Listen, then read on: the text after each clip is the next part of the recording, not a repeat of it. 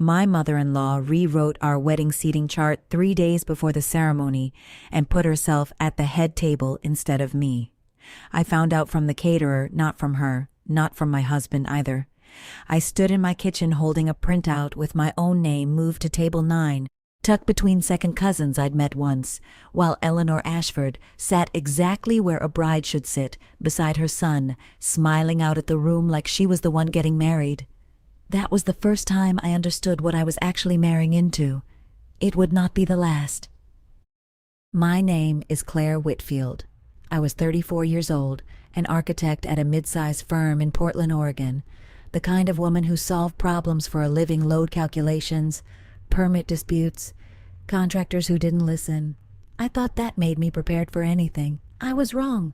Nothing prepares you for a mother-in-law who treats her son's marriage like a hostile takeover of a company she still believes she owns. Daniel and I had been together 4 years before we married. In those 4 years, Eleanor had been polite in the way a knife is polite before it's used. Smooth, cold, always angled just right. She corrected my grammar at dinner. She forgot my name at parties and called me Daniel's friend.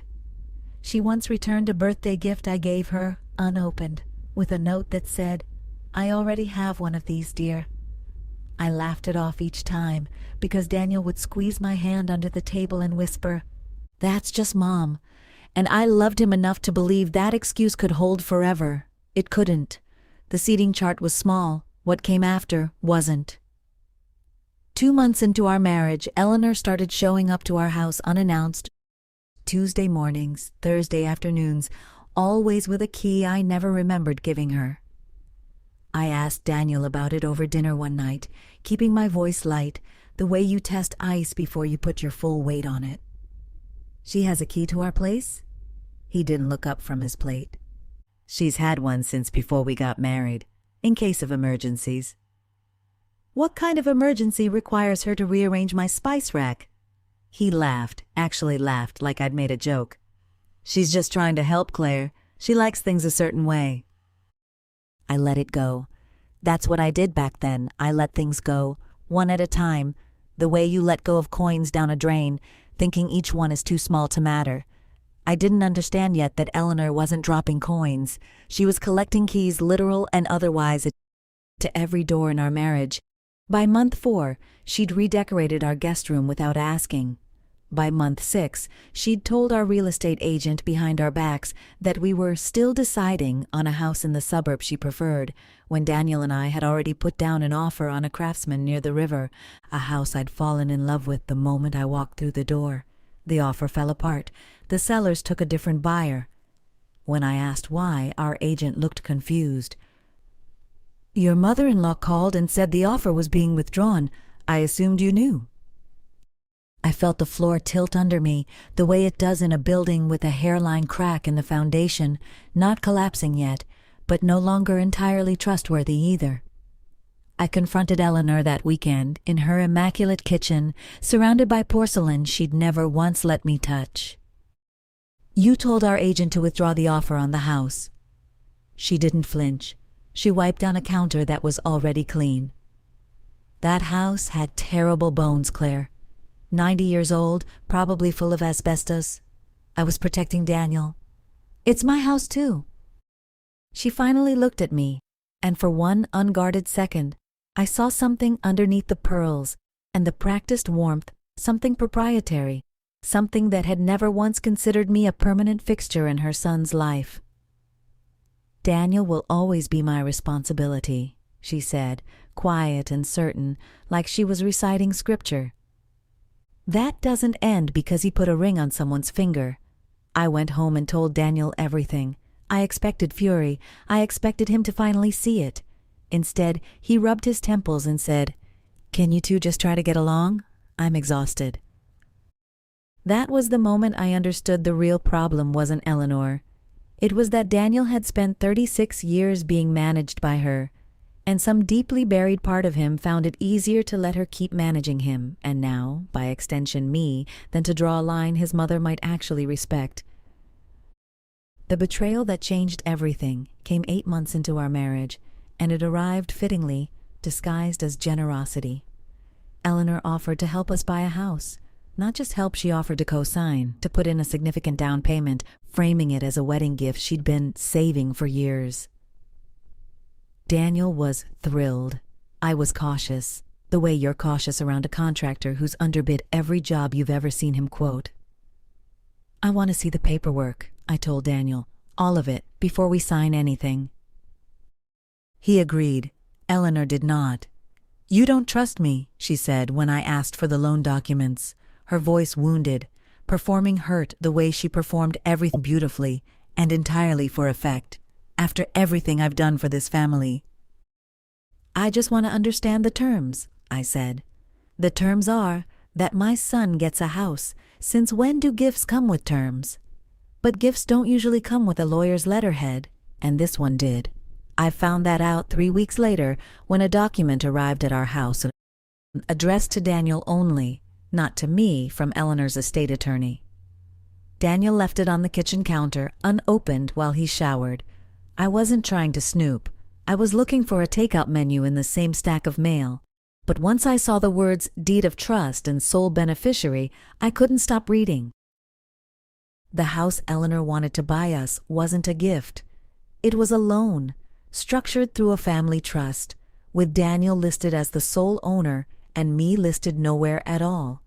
If anything happened to our marriage, the document used those exact words. In the event of marital dissolution, the house and every dollar of equity in it would revert entirely to the Ashford family trust. I would walk away with nothing, regardless of how many years I lived there, regardless of any renovations I paid for out of my own salary, regardless of anything. She wasn't buying us a house. She was buying insurance against me. I sat at that kitchen table with the document in my hands until Daniel came downstairs, hair still wet, and found me staring at him like I was seeing him for the first time in months. "What is this?" I asked, sliding the papers across the table. He read it. His face went through something complicated surprise, and then, worse, a flicker of something that looked almost like relief, like being caught meant he no longer had to keep pretending he didn't already know. "You knew," I said. It wasn't a question. "She mentioned something like this a while back. I told her I didn't think it was necessary." His voice was small. "I didn't think she'd actually do it." "But you didn't tell me." "I didn't want to start a fight before we even had the house." I looked at my husband, a grown man, an intelligent man, a man I loved, and understood that he had let his mother draft a legal document erasing my rights to our shared future, and his objection to it had been a passing comment, easily overridden, easily forgotten, not a boundary, a shrug. "I need you to call her," I said, "tonight, and I need you to tell her that document is dead, or I am done pretending this marriage includes just the two of us." He called her. I listened from the next room, my arms crossed so tightly I left marks on my own skin. "Mom, we can't do the house that way. No, Claire needs to be on the deed too. I know, but she's my wife. She's not going anywhere." A long pause. Then his voice dropped, apologetic, defeated. Okay, I understand. We'll figure something else out." He hung up and told me Eleanor had withdrawn the offer entirely. No house, no money, no discussion. Just gone, the way she'd made the craftsman near the river gone. A woman who didn't lose arguments so much as remove herself from situations she couldn't fully control. I should have seen that as a warning. Instead, for one terrible, hopeful moment, I saw it as a victory. I didn't understand the real shape of what Eleanor had done until 4 months later, when I got a call from a woman named Renata Blake, a paralegal at the firm listed on that deed of trust. She wasn't supposed to call me. She told me that later, apologizing twice before she even said why she'd reached out. "I'm not officially allowed to discuss this," she said, "but I think you deserve to know. That trust document wasn't withdrawn. It was refiled, modified, and signed 6 weeks ago." My stomach dropped straight through the floor. "Signed by who?" "Your husband," she said, "and Eleanor Ashford, as co-trustees." I sat very still, the phone against my ear, replaying every conversation Daniel and I had had in the last 6 weeks, Every moment he told me things were fine.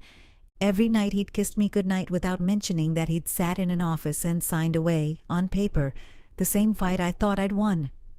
"What does the document say now?" I asked, my voice steadier than I felt. "It's structured around a rental property on Ridgemont," Renata said. "Title to the trust. Your husband receives income and use of the property.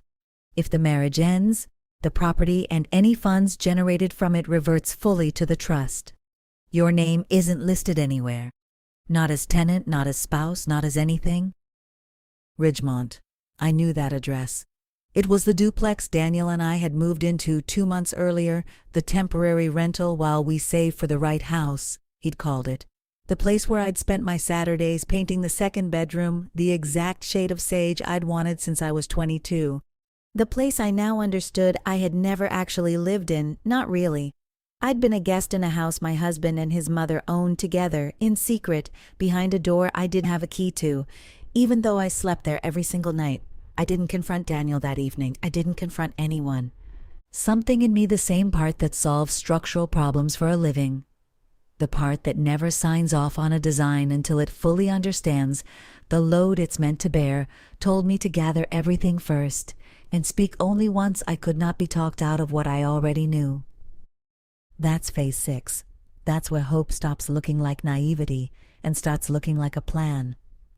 I spent the next 3 weeks building a file the way I'd build a case for a permit appeal, methodically, without emotion, without giving anyone the chance to explain their way around evidence. I requested copies of the trust documents through my own attorney, a sharp, unhurried woman named Priya Advani, who specialized in exactly the kind of quiet financial warfare Eleanor apparently specialized in fighting. "This isn't uncommon," Priya told me during our first meeting, sliding the paperwork back across her desk. "Wealthy in-laws do this more than you'd think. They call it protecting the family assets. What it actually does is protect them from ever fully losing control of their child." "Is it legal?" "Painfully legal," she said, "but it's built on one assumption, that you'd never find out, or that you'd be too embarrassed to fight it. People like Eleanor don't plan for opposition. They plan for silence." I asked her what I could do. She smiled, the calm, patient smile of someone who has taken apart far messier structures than mine. "First, we establish exactly what you've contributed to that property, every dollar, every improvement, every month of residency, because Oregon law cares about that, trust or no trust. Second, we find out whether Daniel signing that document without full disclosure to you constitutes marital fraud, which changes everything about how a court would view this if it ever came to that. And third," she said, "we find out if this is the only trust she's created like this. Women like Eleanor rarely stop at one." She was right. It wasn't the only one. Through the discovery process of bank records, old emails Daniel had almost carelessly never deleted, financial disclosures Eleanor was legally required to produce, once Priya formally requested them, we found 2 more properties structured the exact same way, one from Daniel's first serious relationship in his 20s, one purchased the year before Daniel and I even met. Eleanor hadn't invented this plan for me. I was simply the latest name she'd needed to write out of a document. There was also something else. Something that had nothing to do with real estate and everything to do with why Eleanor guarded her son so fiercely in the first place. Buried in a decade-old email between Eleanor and her late husband's estate attorney was a line that stopped me cold. "Daniel doesn't need to know the full terms of his father's will yet. Let's keep the trust structure as is until I decide he's ready." Daniel's father had died when Daniel was 26. Daniel believed and had always believed that his father's estate had been modest enough for Eleanor to live comfortably, nothing more. In reality, according to the documents Priya's team pulled, Daniel's father had left behind a trust worth just under $2 million, meant to pass to Daniel outright at age 30. Daniel was now 36. Eleanor had spent 6 years quietly renewing legal extensions, citing his continued financial immaturity, delaying his own inheritance without ever once telling him it existed. She hadn't just tried to control our marriage, she'd been controlling her son's entire adult life, financially, for over a decade, and calling it love the whole time. I showed Daniel everything on a Sunday evening, spread across our kitchen table, the same table where he'd once found me holding the first deed, except this time I wasn't looking for reassurance. I was looking to see what kind of man he'd become in the 6 months since. He read through it in silence. I watched his jaw tighten, watched his hands go still on papers, watched something crack open in him that I don't think had ever fully cracked before. "She told me Dad's estate was almost nothing," he said finally, his voice hollow. "I paid off my student loans working 2 jobs after college because she told me there wasn't enough left over to help. There was $2 million sitting in a trust with your name on it," I said as gently as I could manage. "She's been renewing legal delays on it since you turned 30. He didn't say anything for a long time, then quietly, "And the house on Ridgemont? Same pattern, different asset." He put his head in his hands. When he looked up, his eyes were wet, and for the first time since I'd met him, he didn't look like a man protecting his mother. He looked like a man finally seeing exactly what protecting her had cost him. "What do you want to do?" he asked. "I want you to decide who you're actually married to," I said, "because right now, on paper, it isn't me." We didn't ruin Eleanor. That was never the plan, and honestly, it wouldn't have satisfied me the way people expect revenge to feel satisfying. What we did was slower, cleaner, and far more permanent. Daniel filed a formal petition, with an estate attorney of his own choosing this time, demanding immediate release of his inheritance under the original terms of his father's will, citing Eleanor's documented, repeated delays without his knowledge or consent. Because the paper trail was so thorough, Eleanor's own emails did most of the damage. The court sided with him within 10 weeks. $2 million plus interest accrued over 6 years of unnecessary delay, transferred entirely into Daniel's name. The Ridgemont property was retitled the same month, this time in both our names, jointly, as it should have been from the day we moved in. Priya made sure of that clause personally, and the seating chart, the wedding, the years of small erosions, those we didn't fight in court, because you can't sue someone for making you feel small at your own wedding. But Daniel did something I hadn't expected. He wrote his mother a letter, 4 pages long, and read it to her out loud in her own kitchen. The same kitchen where she'd once told me he'd always be her responsibility. I wasn't in the room. He told me about it after. "I told her I loved her," he said, "and that I understood maybe, that losing Dad made her afraid of losing me too. But I told her that fear doesn't give her the right to make decisions for my life without telling me. And I told her if she ever tried something like this again with our marriage, with our money, with anything, she wouldn't just lose access to decisions, she'd lose access to us." "What did she say?" "She cried. She said she just wanted to protect me." He paused. "I told her protecting someone isn't the same as owning them. Eleanor didn't disappear from our lives. People like her rarely do, and honestly, I didn't want her to, not because I'd forgiven the deeds and the trusts and the years of quiet sabotage, but because Daniel still loved his mother, complicated as that love was. And I'd learned enough by then to know that real peace isn't about punishing someone until they suffer. It's about no longer being available to be controlled by them. She still calls. She still occasionally tries to comment on our choices, the color we painted the nursery when I got pregnant the following spring, the school we're considering for our daughter now that she's old enough for preschool. But she no longer has a key. She no longer shows up unannounced. And she has never again tried to write a legal document with my name missing from it, because she knows now, with absolute certainty, that I will find it, and that the next time there won't be a private letter read aloud in her kitchen. There will be a courtroom, and she will lose. Sometimes I think about that seating chart table 9, tucked between strangers, my name moved without my permission on the one day that was supposed to be entirely mine. I think about how small it seemed at the time, and how much it actually revealed, if only I'd been willing to read it correctly from the start. I don't hate Eleanor. I understand her now, in the way you understand a poorly designed structure once you traced every crack back to its source. She built her whole identity around being irreplaceable to her son, and somewhere along the way, love curdled into control, because no one in her life had ever told her those were two different things. But I'm not table 9 anymore. I never will be again. And every night when Daniel locks our door, on a house that belongs to both of us, on paper, and in truth, I fall asleep knowing that some fights aren't won with anger. They're won with patience, with paperwork, and with the simple, unshakable decision to stop letting silence do someone else's dirty work. That's the only kind of revenge that ever really lasts.